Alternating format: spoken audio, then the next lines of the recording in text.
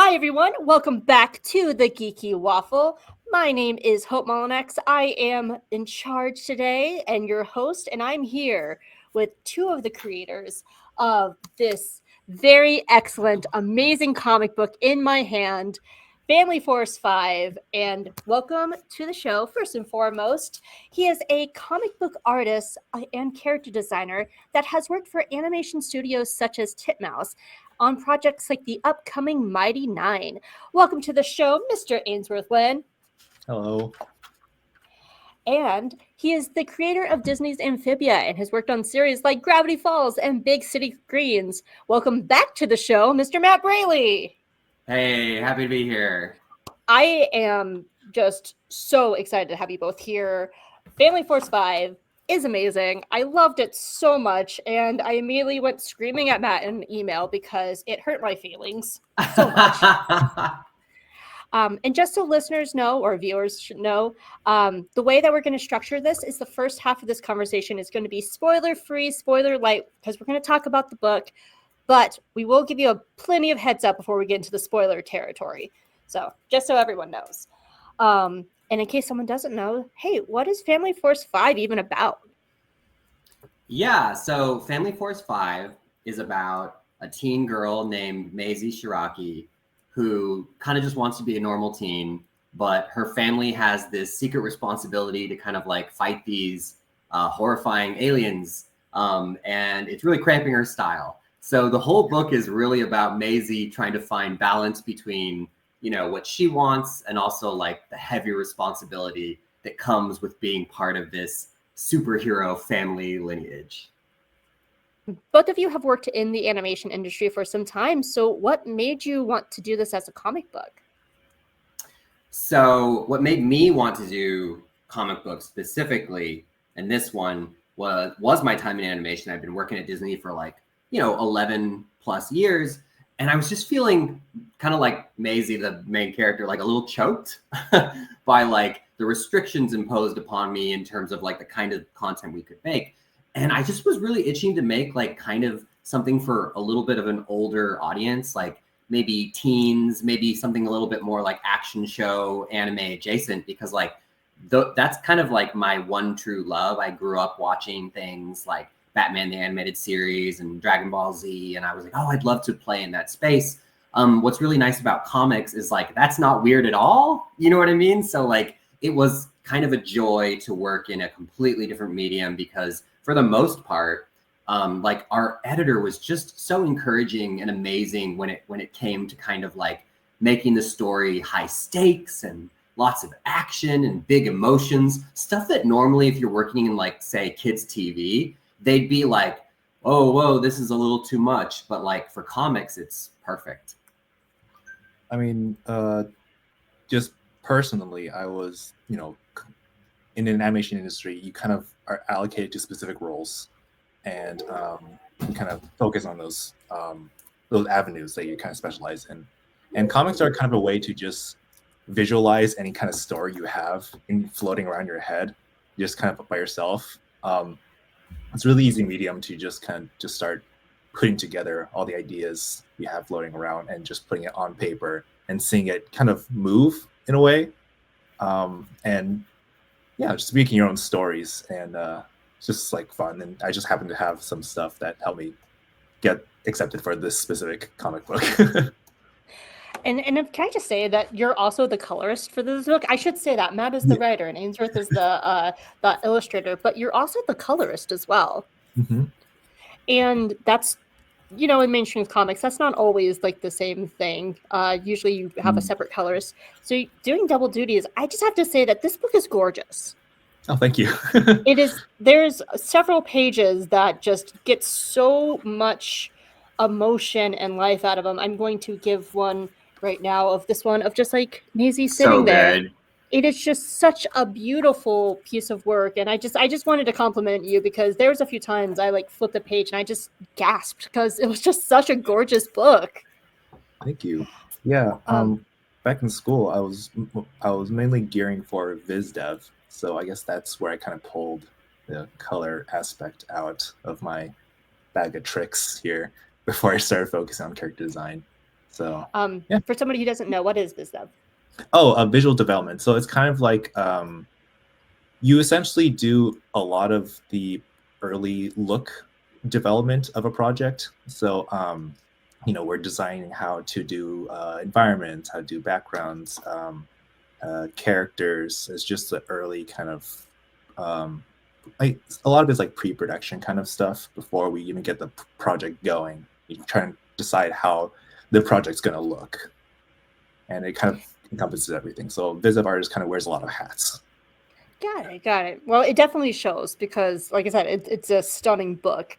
And this is both of your debut graphic novels, correct? That is correct. So what was rewarding about this process? What was there any parts that was surprising, rewarding, or like challenging? What was the process like as being your first graphic novel? Right. So it may surprise you or not surprise you to know that like comic books have scripts, like kind of like screenplays. And I mean, that surprised me. I didn't really know how the process worked. So when someone says like, I wrote a comic book, like you actually do write down like what happens in every panel. Like panel 1, Maise slams her hand. Panel 2, she points at her dad and says like, you don't know what you're talking about, Dad, or something like that. Like that stuff is all like planned out and scripted. But that's like really different from screenplay writing where like, in a screenplay, the common wisdom is that like it's about a page a minute. So if you're like a 60-page script, that's like 60 minutes of picture. But for a comic book, it's like a lot more abstract than that. Like one page could be 5 seconds if it's a fight, like bam, bam, bam, or another page could be 10 minutes if it's like a heartfelt conversation. And so there was a really interesting kind of like push and pull with like the passage of time for me. But the most rewarding part was honestly the collaboration between me, Ainsworth, and the editor. Our editor, his name is Alex. He's fantastic. And like the book was a lot of the three of us just being like, how can we make these scenes play great? Well, I think the whole process was super rewarding. Getting to work with Matt and Alex was really nice. It was wonderful with how easy it turned out to be. Matt's writing style lends itself really easy to interpretation. So it was not difficult to try to figure out what he was writing and translating that into the visual medium. And most of our ideas were just making it like, hey, how could we make this cooler? Like I come up with a kind of a rudimentary design, like, hey, let's make this cooler. And it just, we kind of bounce off and feed off each other and pumped out this thing. And it looks pretty good, I think. A little about me. I used to run a comic book store. No shit. I mean, no shoot. I did. I was a manager of a comic book store for 5 years. That's unbelievable, Hope. That's nutty. Yeah, I mean that was actually where I got my start. So I've heard nothing but great things about both Skybound and Image. Like they were always like such wonderful companies to work for, and it just sounds like they were between Alex, your editor. It just sounds like it was just a really fun process for you two. Yeah, it was great. I mean, there's even some cursing in the book, like a couple times. And I remember asking the editor, like, well, can we say this? And he was like, yeah, but I mean, don't go crazy. You know what I mean? Like, kind of like being on the Geeky Waffle. But like, I loved that sense of like freedom. Whereas like, when you work for a big company like Disney and everyone's terrified of like, you can't do that. You know what I mean? Like that's bananas. Like, but no, like, yeah, Skybound was very encouraging. But again, these are the absolute lunatics who made like The Walking Dead and Invincible. So like you can tell that they're always looking to like push the medium into these crazy places. But like, what's crazy about doing a graphic novel, and I think for both of us, is that like when you're holding it in your hands, it's like a physical book that you can like actually like, curl up with and read. And like, that's so different than working in TV where like, you can't really hold a show. I mean, unless it gets like a physical release, which is super rare. But even then, like the actual show itself, like it's, it's digital media. It's like something you watch and enjoy, but you can't really like hold it in your hands. I will say that I am a Saga girly. Like I'm a little bit behind on Saga, but like that was my go-to like Image comic. I'm very much a Saga girly. So obviously, as if anybody can tell from the background of this chat, a huge inspiration came from Kamen Rider and Power Rangers, Super Sentai. So like what were some of the inspirations and where did the idea for Family Force 5 come from?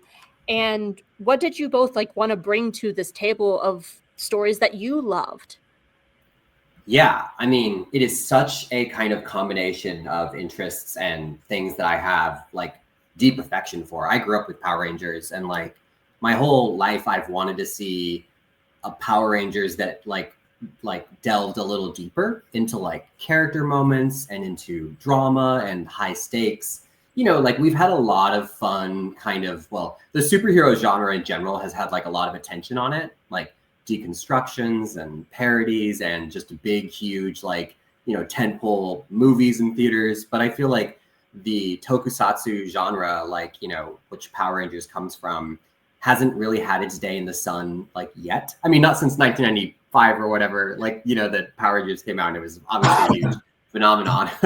But like I had a Power Rangers birthday as a child.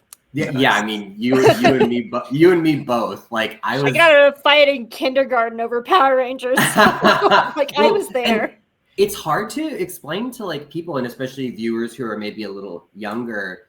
That thing was a craze, like in the 90s. Like it was like the #1 kids show, and like Christmases were just all Power Rangers all the time. Like it was a force, and like it's just not that cultural titan today. You know what I mean? So like it's something that, you know, I love that genre, and I also love like things like Avatar: The Last Airbender and like Demon Slayer, and like, you know, we talked a lot about the movie The Incredibles, which does such a great job of bringing a believable family dynamic to something really fantastical, which is like superheroes. So I think that like we really were going after something similar. We wanted you to feel like the Shiraki family, you know, they might be arguing over dinner about something that happened out in the battlefield. You know what I mean? Like we wanted to really feel like these family members were real and genuine. So I think, you know, with our confluence of influences, that's the #1 thing we wanted you to take away from the book. When I was growing up, I wasn't super into the Power Rangers thing. I grew up with a little bit of Mighty Morphing, and then my main Power Ranger show was Ninja Storm, which Matt actually brought up like the other day, that like, hey, the characters in this Family Force 5 look a little like the closest tokusatsu is Ninja Storm. I'm like, oh, that makes perfect sense. Totally, yeah. So that's been inherited into this thing, right? Other than that, though, I think I really like the way that like old retro like Japanese sci-fi looks. And when I was doing research for this, I came across this show called, or I guess Matt said it was an OVA, called Bubblegum Crisis, and they had these really sick sci-fi suits, and I loved like the slender like leg designs and how sleek the whole thing looked. I grabbed a little bit of that for the influence for like the armor that the characters wear, and then other than that, taking cues from like, I guess, modern animation sci-fi design elements. So they have a much more rounded, more sleek, more friendly, I guess, design to it, and yeah, just kind of making it our own, modernizing it a little bit, taking hints from both past and present. It was not lost on me that one of these characters showed up, and the moment I saw the scarf, I was just like, look at this Kamen Rider guy going. Yeah, look at him go. Totally. Red scarf is always sick for a character. It's never not going to be cool. You always need a really cool scarf for that kind of character too, which I will say this one particular character, I'm waiting for the spoiler section to talk about, because I have a lot of feelings about him. Absolutely. Fascinating. Yes. Absolutely. Yeah. But I think Matt, you were the one that was saying this, talking about the very real family dynamic. That's what I really like about Maise as a character. And because even though like you're playing in like all these sort of influences, stuff like that, she is a very real person with a very real problem. And that's like, no matter how tried and true that you tell these same stories over and over again, The important thing is to make sure that they have heart and character and that the characters feel very real. And so I find her fascinating because she's kind of caught between this like life of what's been given to her and not having a choice.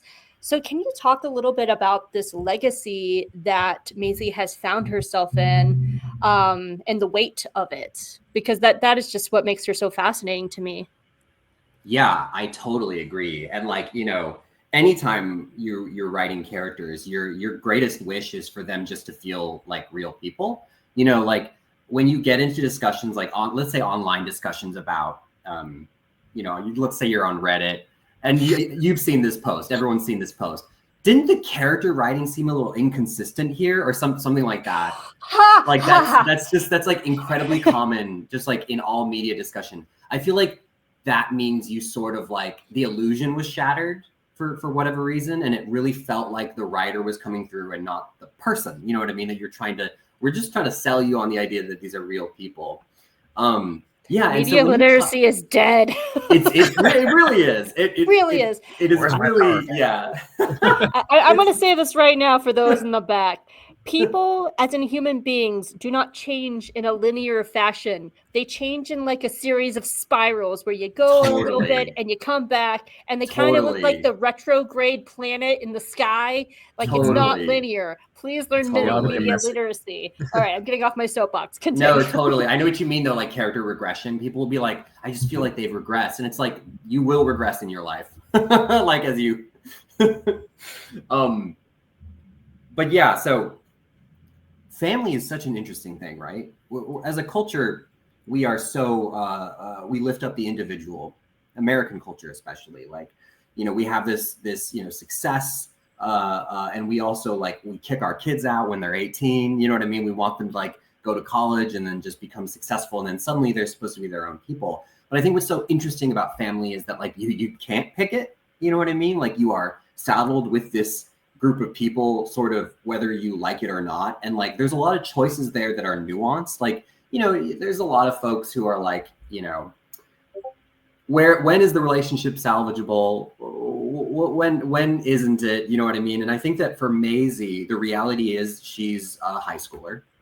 You know what I mean? She's 15, 16, and she still lives with her parents. So there's only so much control she has over her circumstances. And I know that, you know, it's funny too, because there's all this discourse about the new Lilo and Stitch movie, because like they tweak the ending slightly, and I totally get what they're going for, where it's like, can't Nani have her own life? But it's such a tricky conversation when you're talking about something like family. And so I wanted you to feel that very realistic push and pull of like obligation. I love my family, and also frustration. I would love to have my own life. You know what I mean? So I do really think that that's what ultimately makes Maisie feel real, is that like we're being very honest about how difficult this can be sometimes.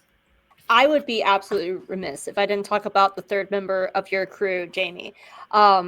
Mostly because this is my tiny little comic book soapbox, is that letterers do not get enough credit. I'm going to pull this up because I have an example. It's fine. You don't need to see me. And so when you have a comic book, this is from one of the early preview pages, and just something as simple as like the bam, the blaps, little tap, tap, taps and stuff like that. Somebody has to create that. And that was your letterer, Jamie. And I just think it's such a gift that they never get enough credit for, because they bring the sound and the heart and the movement to a comic. And I just wanted to shout them out, because letterers just don't get enough credit for the work that they do. We completely agree with you. It was just that I did the sound effects. Jamie does the text bubbles though. Yeah. Hey Ainsworth, let me talk to you about lettering. I was thinking about like texting you, Ainsworth, and being like, let's leave it. I think it's worth saying that like, so Ainsworth did the majority of like the big sound effects stuff. There were a couple of moments though where Jamie absolutely did the spackle and covered the sound effects. And of course the lettering is so much of the tone of the book. So it's all true. In this particular instance, Ainsworth did do most of the sound effects. And there are a few pages where I didn't put any sound effects and Jamie had to cover my ass and just things in there. No, I'm so happy to be wrong though, because I want to talk about that. So how, like, is it fun to be able to be like, how big do I want this blam to be? How much do I want to like have this sound that I'm like cracking a monster in the face with a fist? Definitely, yeah. Especially with the different effects they can use for the text itself, it really dictates like how you feel and how you read the thing. So you know, if like the text is like there's action lines, it's like sweeping across the screen. The text itself, like it's cool. And then I remember early on when I was trying to figure out how to make the text more like punchy, I decided to do like the kind of paint splattering behind the back, and I'm like, oh, that feels good because feels like the text is like hitting the page, you know. Just by itself it's kind of rigid. Once you add a little more effects on the side, a little more noise, looks pretty good. And it just helps like with like the shape of like the movement, like the little like Oh yeah, like look at that. Yeah.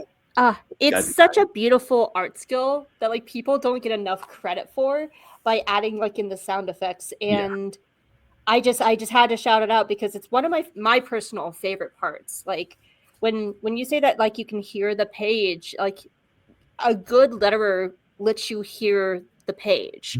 And it's just, I wanted to shout it out because it's one of my favorite part of like reading comic books is just like seeing what the letterers are doing. So I'm actually so glad I was wrong, and I can yell at you about that.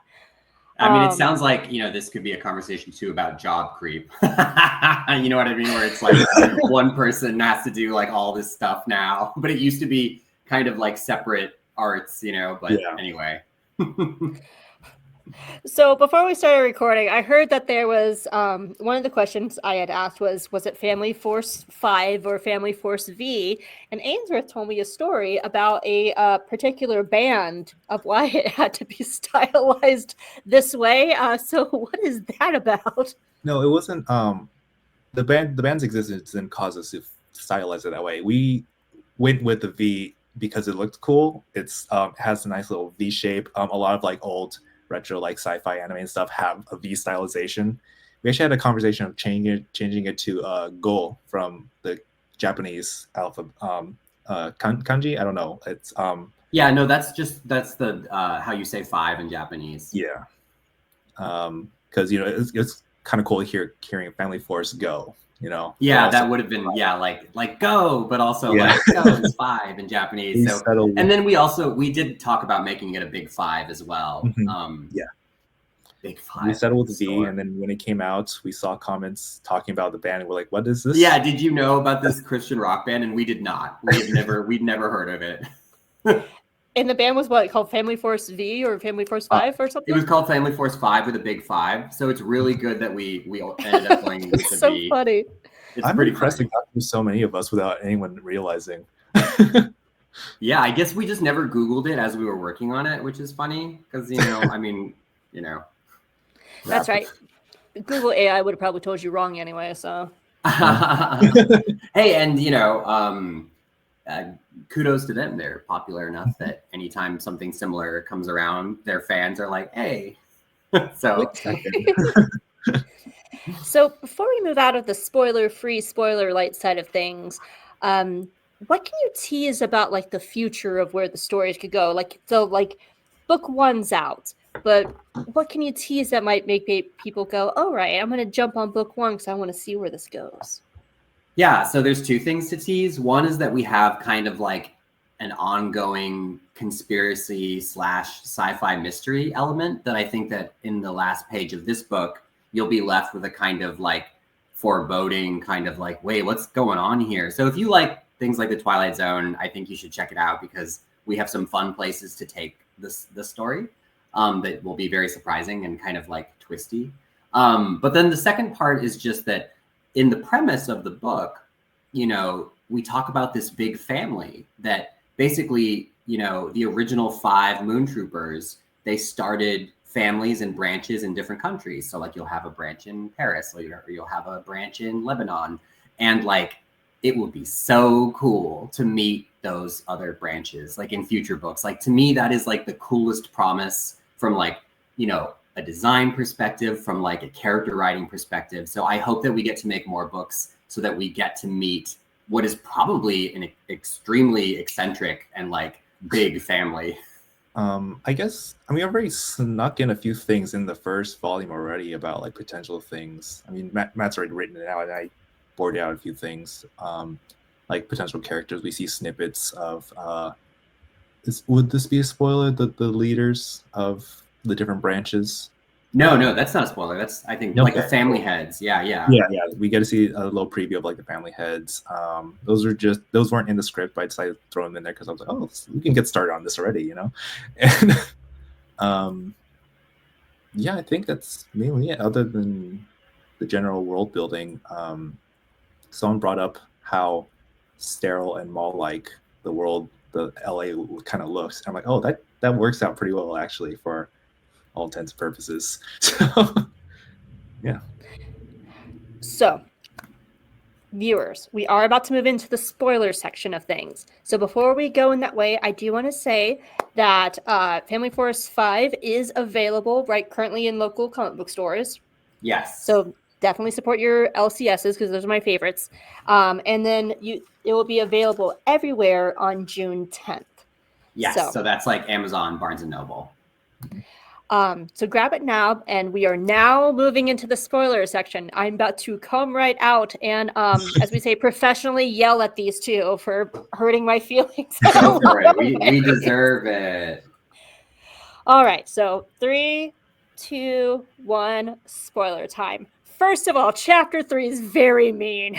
Yeah, you like in your email about like scheduling this interview, you were like, I'm very mad right now. And I was just kind of like, I don't know how to read the tone of the email, so I was just like, good mad, I hope, or like feeling things. Like, so tell us about your feelings. The moment that Maise did not say she loved her dad back. Yeah. Like, no. That's like the biggest death flag, right? Like, no, it's gonna end horribly. Yeah, so just like to get it out of the way, in chapter 3, Ken, her father, Maisie's dad, who's sort of the patriarch of the family, he dies in combat. And that really is the thrust of the entire book. And it was one of those things that, like, it is, and this is why the book works so much for me, like, it plays with a lot of tropes. And the thing is, like, when you write with tropes, they're tropes for a reason. Like, it's like, you know, literary shorthand. For anybody who doesn't know, tropes are just literary shorthand to kind of get a story across. So like a damsel in distress, you kind of already know like the idea of the story. But it works here because even though it was like the moment she didn't say she loved him, I knew exactly where it was going. It works for Maisie's character because it is that thrust of like where she needs to jump to. And she jumps into a very complicated area where she's like, I'm now going to overachieve, but Daichi's here. And I want to talk about Daichi because he's amazing. Yes. Yeah, you know, that's when Maisie doesn't say I love you back, I feel like we've all been there too. Like where we're like, you know what? I'm not going to give it to you. Not today, you know, mom or not, or dad or whatever. Like my wife has this really funny story about how when she and her mom would fight, she would like be in the back seat of the car and mom would be driving. And like mom would try to reach back and like grab her leg, like, oh, we're still like, we love each other and everything's good. And like my wife would like pull her legs away. Like, cause she was like, no, we're mad, we're fighting. So like that very much I feel like is what Maisie does in that moment where she's like, you know, I'll see, like, we'll pick this up later, dad, you know, but she doesn't say the magic words, which is like obviously going to haunt her for the rest of her life. Yes. Anyway, so sorry. Daichi. So Daichi is basically our antagonist for the book. He comes in to replace dad. He's an outsider. You know what I mean? He's a cousin, a distant cousin that they don't know very well. And he kind of like, you know, really rubs Maisie the wrong way for a while. And even though he's the antagonist, I wrote him down as the literary foil because he's caught just as much in that cycle as Maisie is. Because like we see, it was not lost on me that he is the son of the original Red Trooper, but she's the one that gets to wear the red. Yes. And that was not lost on me. And I thought that was a inspired like choice right there.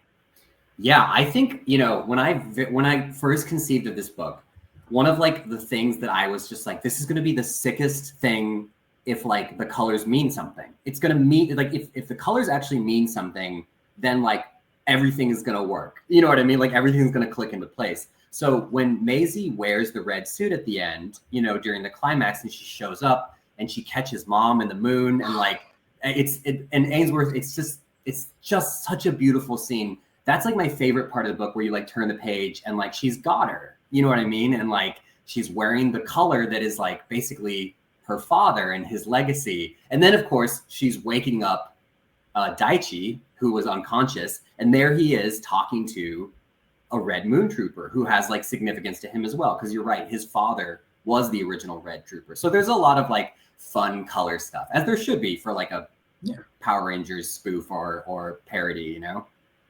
Do the colors have significance to you two in the story? Like do you have like a little thing of like red means this? Well, what do you think, Ainsworth? Like she's blue and that fits Maise, but like why? Like I haven't really thought about it that hard. I'm operating really on vibes base. It works, and like, you know, red obviously has significance to her specifically because that's her dad. That's what she's associated with her dad her entire life, right? Purple being her mom. I was gonna make a comment of Daichi because, like, you know, obviously his dad was the original red trooper and he wants to emulate his dad. That's why he wears a scarf, because you know, he's like, I really want to be him, even though my colors aren't, I wasn't given the red colors. I'm gonna keep red on me anyways because this is my goal one day, you know. Yeah.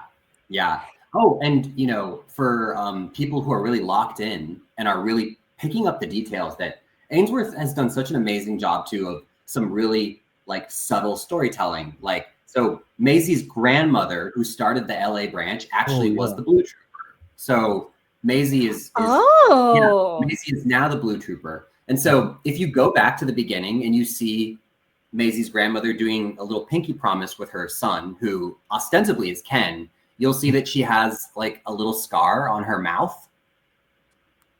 Yeah, so in that panel, I love that panel, by the way. It's just gorgeous. Like it has such a kind of like slice of life, like kind of Polaroid, like Kodak moment, memory, nostalgia baked in. Anyway, so that woman has a scar on her mouth. And then the old woman who's consoling Sabisa, the old woman.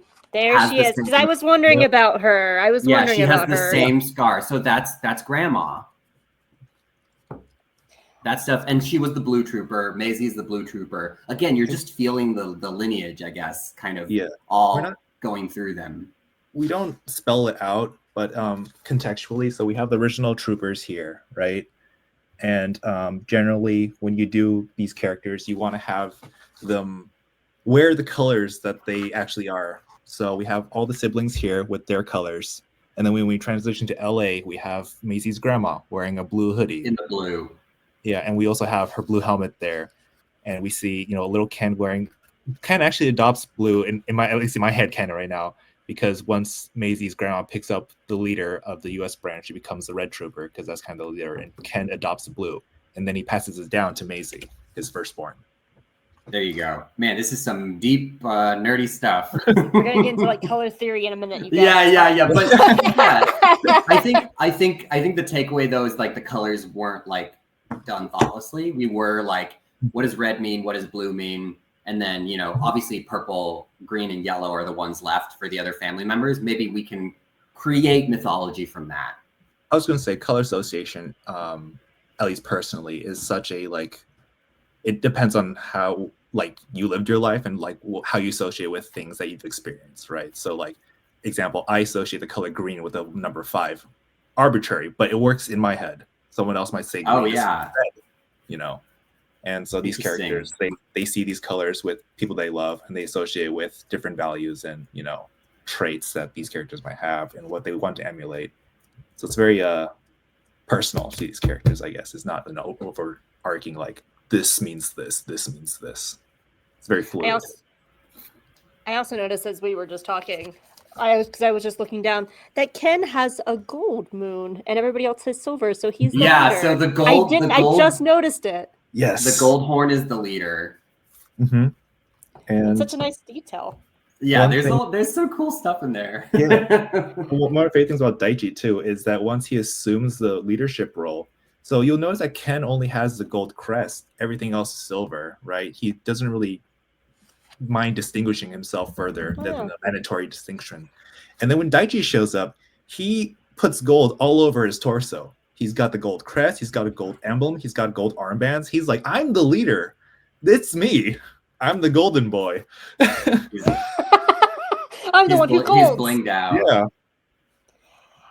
I'm very excited to see where he goes, though. Only just because, it ends with him living with them. Yes, but he stays. And I think that's a very... you don't have to say anything, because I kind of don't want a spoiler, but I have the feeling, just because, like, his father... this is a story about, like, generational cycles that are still occurring. Yes. And I just feel like it's very... I'm fascinated to see where he goes as Maise's foil, because that was too nice of an ending, and I don't feel like it's going to stay nice forever. Yeah, I think, we wanted to lay the track for, like you said, a very juicy, complicated man. Oh, you succeeded, because, like, the moment his father showed up, I immediately understood him. Like, he went from, like, I'm going to throw this man into the garbage to, I understand you now. Yes. Another character I really wanted to talk about was Sitlali. They are just... I actually more about Sitlali's mom, because the moment they were like, I'm a journalist and my subscribers are down. I was like, well, I feel you. I understand you. Too real, yeah. Yes, very much so. But what I like about Sitlali is they're driven by love. And that is always such a fascinating motivation, because love is a good intention, but it can very easily become something that corrupts. I totally agree. And so Sitlali is sort of Maise's crush for the entire book, right? And they are also driven by obligation to family. So, like, you've got it on both Sitlali and you've got it on Maise. Can I ask you, Hope, like, do you think, because it's obvious Maise is head over heels for Sitlali, right? As a reader, did you feel like that was returned? Or do you think that Sitlali is more, thinks of Maise as a friend? I'm just so curious, like, to get in your head. The way I was reading it was a slow burn possibility, because I think that Sitlali's in a place in their life that they're so focused on trying to help their mom that there's just not, like, the mental spoons, like, not the space for something like a romance. That's beautiful. That's beautiful. I totally think that's correct. I think you've nailed it, honestly, because it's funny, because that's how I read it. Oh yeah, we're doing, like, pre-work on the next book, and I think that, like, it's so fascinating, especially in YA stories. There's always a crush, and, like, the main character's obsessed usually, right? But we never really stop and consider too much how the other person feels. You know what I mean? Because, like, they are seen as, like, this amazing goal for the main character. But I think when you see Sitlali's life, you see someone who is encumbered a little bit, right? Who's a little bit thinking. And so at the end of the book, when Sitlali says, hey, can we grab dinner sometime? I'd love to talk to you, because Sitlali is starting to piece together that, like, I think my classmate is a moon trooper. The object there, Maise misinterprets obviously as, like, oh my God, this is it. I've done it. Like, I've won the lotto. But, like, it's more complicated than that, right? Yeah, especially because I'm looking at it right now. Like, Sitlali's final scene is crumpling up the Post-it note of Unmask the Moon Trooper. That is such a unknown path of where they go. We had such a funny. I won't tell you a thing. They've made a choice. They're like, okay, I'm not going to do this. But my editor had the funniest comment. He was like, well, I guess they lose the house. You know what I mean? But no. Please look forward to seeing how that resolves. I think, again, with all of these characters, we are just trying to make them feel multidimensional and like real people, you know. So Sitlali has hard choices to make as well. And I think that's what I like most about them, because a lot of times with characters, like, you never know what's happening behind the scenes. Like, they come across like super put together. They're always in a blazer. They always are dressed well. And like they even take time out of their day to spend money that they probably don't have to take out Maise and their friends. Correct. And like, that's such a show of, I'm going to say love, but I mean friend love at this time, because there's I think too, Sitlali, you know, and chime in too, Ainsworth, if you want, but like Sitlali saw Maise after her, you know, in her grief-stricken state, and was like, you know, Maise says she wants space, but like maybe we can still kidnap her, take her to the mall, and get her away from the noise that's like back home. You know what I mean? And that takes a very empathetic person to like see that and recognize and execute. I just have a note that says, Savisa, my beloved. The best. The best. Savisa's the best. Like, it's so funny. I'm here for a badass mom at all times. Oh my God. We got asked at an interview, like, who do you think, like, you know, God willing, this thing does develop a fandom, who will be the surprising fan favorite? And I was like, Savisa. Like, she's built like a truck. You know what I mean? Like, she's also like, she has a little texture, because you see flashbacks of her when she was younger, and like, you know, she was like a cool biker girl and stuff. That is the one thing I kind of am like, well, you know, I'm sad that Ken's dead, but also like I want to know more about that and their backstory. No spoilers for futures, but that is something I'm interested in, if that does come up, like more about like how they met and how she came. How do you propose and say, come be a moon trooper with me? Like, that was a really fascinating part of her story. What are the rules, right? Like, because yes, actually, like, what if she said no? Do they just like shuttle her off to the moon and never see Savisa again? Like, nothing personal, kid. Yeah. Does she like sign NDA? Like, what does that look like? There's definitely an NDA. There's definitely an NDA. And you know, the most important thing with Savisa too was that I wanted you to understand that she feels like a little bit of an outsider in her own family, like with her in-laws and with like, you know, her brother. When they go to the restaurant, like after Ken has passed away and her brother is there, he says something like, you know, fitting in with Ken's family hasn't always been the easiest. And you as a viewer, like, you know why, because like, man, this is a dynasty, you know what I mean? And she married into this crazy family. I really wanted you to feel Savisa is fighting her own battles too on that score. Yeah, when Daichi is just like, yeah, Savisa's a good moon trooper. I was like, boy, you're being thrown into the garbage. Get it now. It's so, I love that part, and I love how it's staged and drawn, where he's like, yes, you've done adequate work. And it's just, it really is just like the biggest FU to this woman who has worked so hard to be one of them, right? Like, she could ground him. Like, she's like old enough to be his mother. He shows totally. He shows it. Yeah. But she's trying to be a team player. You know what I mean? Like, hey, if that's what the family decided, like, you got it.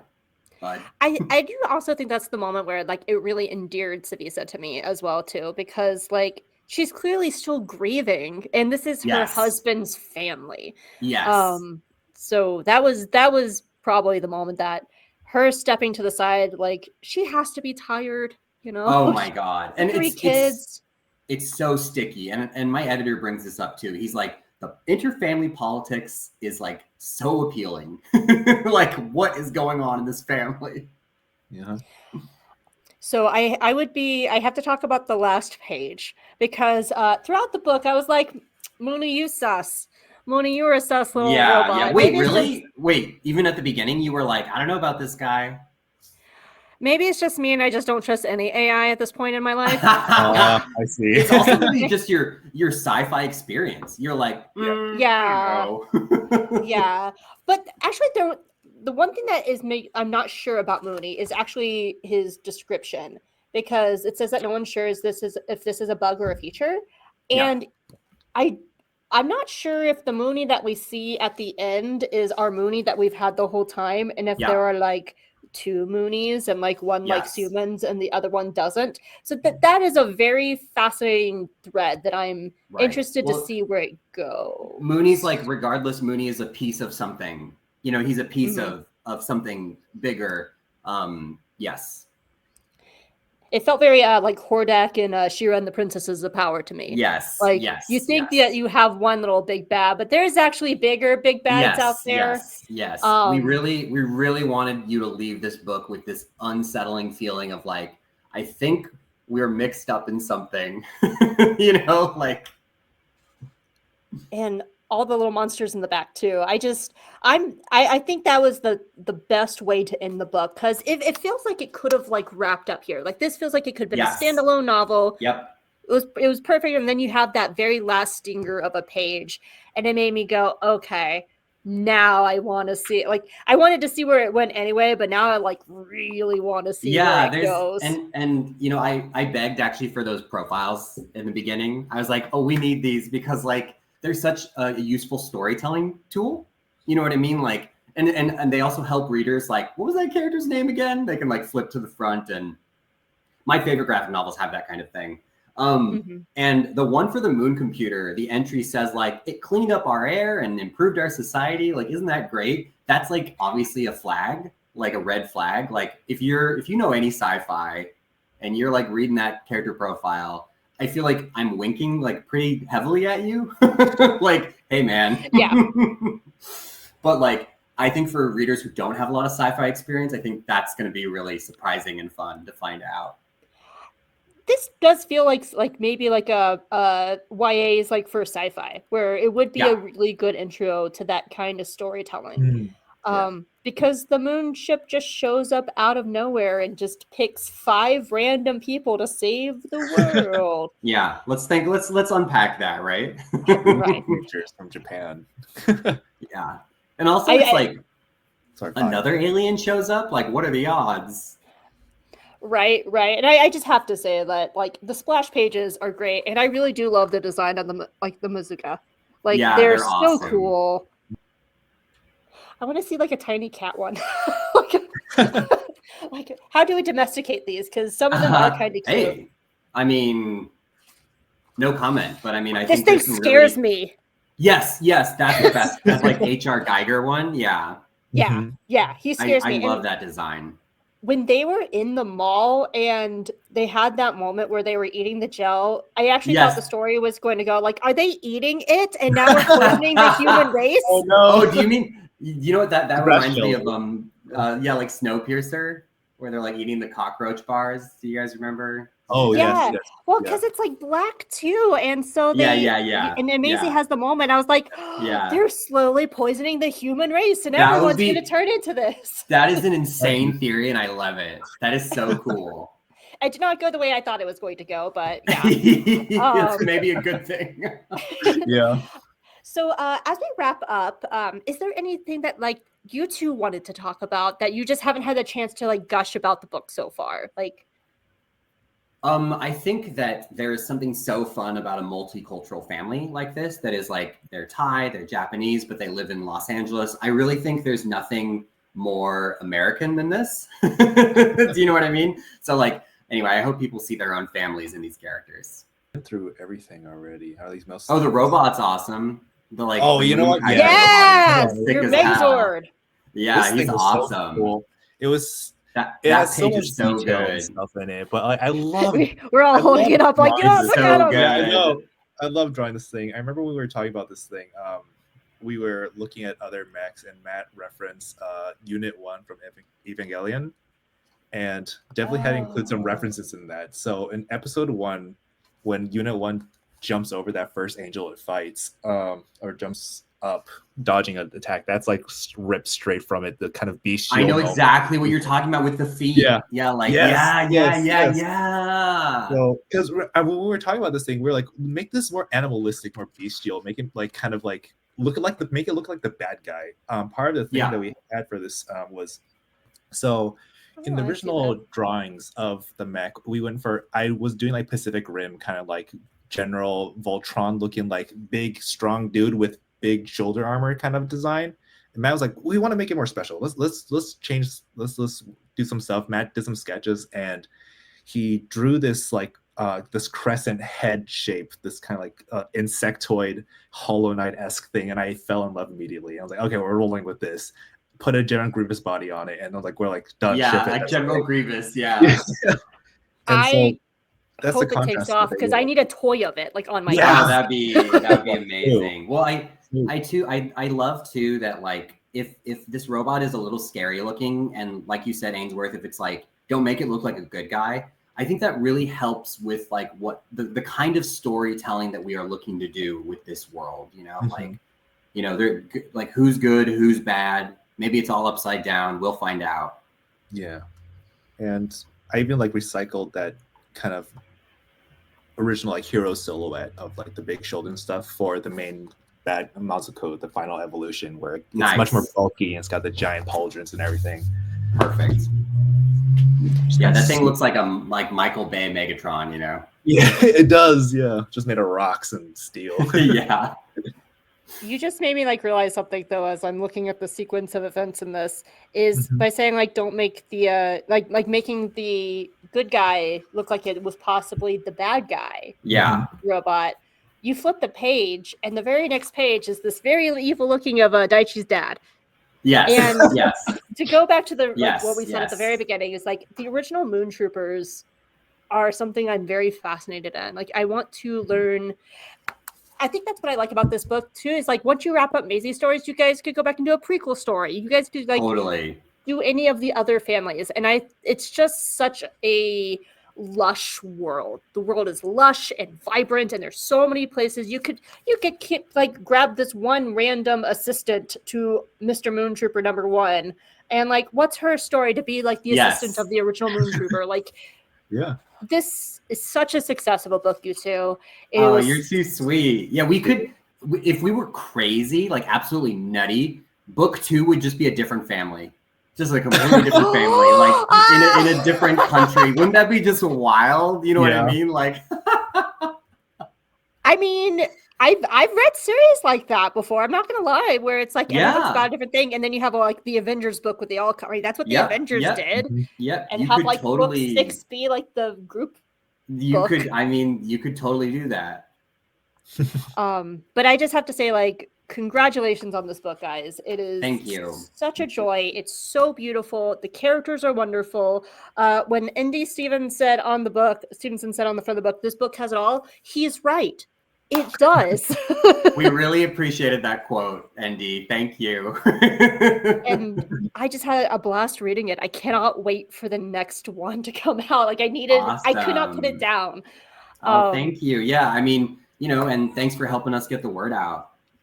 Oh, this was such a joy. And so just a reminder, listeners, you can actually go ahead and go to your LCS, your local comic book store, and grab Family Force 5 now. It will be out everywhere on June 10th. I used to run a comic book store. I prefer you to go to them and on Amazon, but that's just me. Sure. That's just me. Yeah, Amazon doesn't care. No, they don't actually. They don't care. They're like robots who need to be defeated by the Moon Troopers. Yes, there you go. Them and all the billionaires. Anyway, thank you guys for being part of the Geeky Waffle. We're happy to have you. And for book 2, let's do it again. Awesome. Thanks so much, Hope.